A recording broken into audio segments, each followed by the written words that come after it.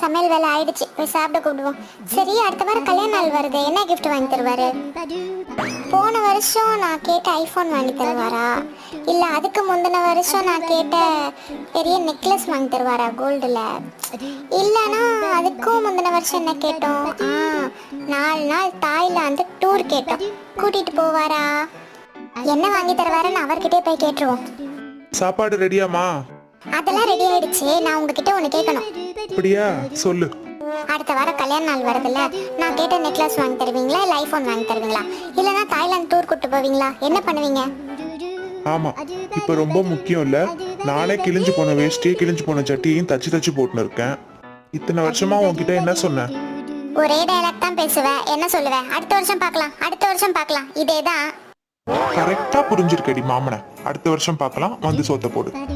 சரியான சோத்து முட்டை. போய் கொட்டிக்கோயா, நான்லாம் போட